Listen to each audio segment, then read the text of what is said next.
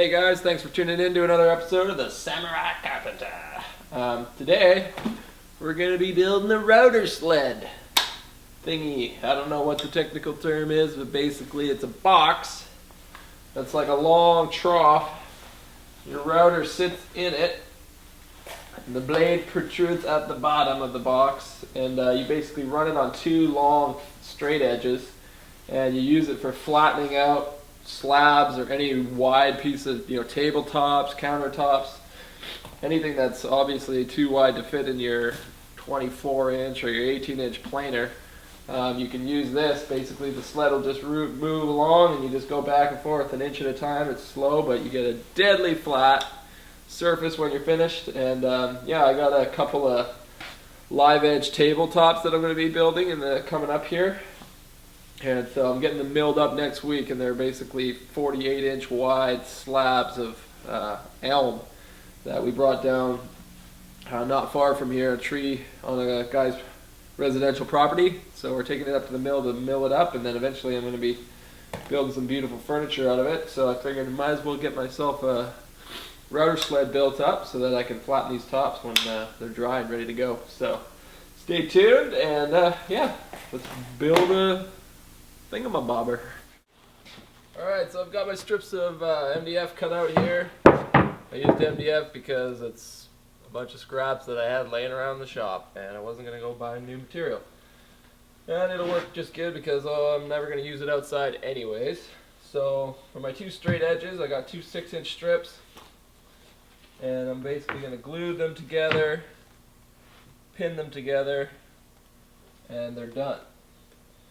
And then for my sled, I'm going to cut 1 1/8 because that's the width of my router bit bearing. It's 1 1/8. So I'm going to cut a slot right down the center of the bottom piece here for the router bit to run in. And then once that piece is cut, I'll screw that onto my sidewalls and then put on the ends, and the box is done, and then we can set it up. Few more little finishing touches and try it out.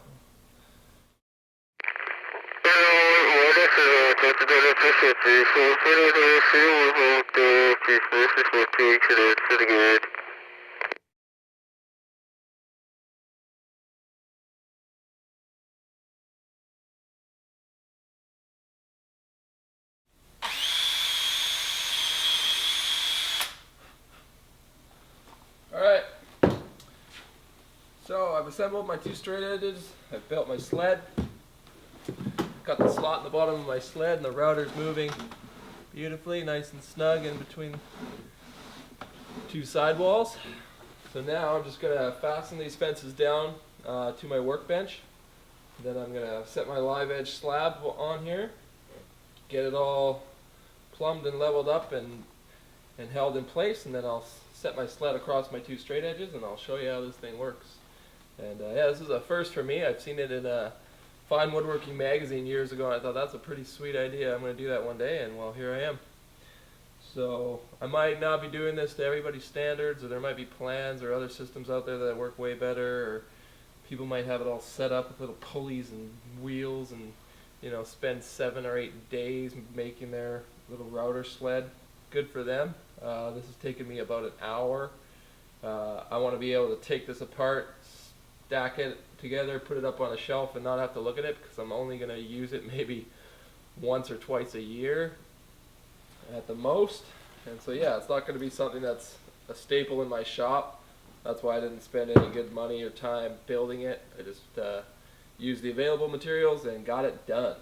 So I just basically put these pieces of wood in here, raised it up to the elevation I want, accounted for the twist, and then I just screwed into the end grain there, so the slab is just supported on these two pieces of plywood at each end. So that should work really well and keep it from moving. It ain't going nowhere. And let's get routering.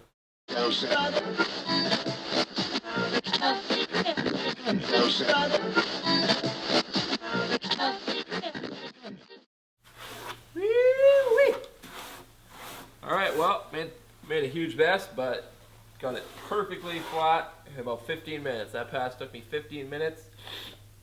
Dialed in. Just gotta clean up this mess, flip it over, do the other side, another 15 minutes. So within half an hour, you got yourself a deadly flat tabletop. You know, this is 18 inches wide, which won't fit my planer, which is only 15.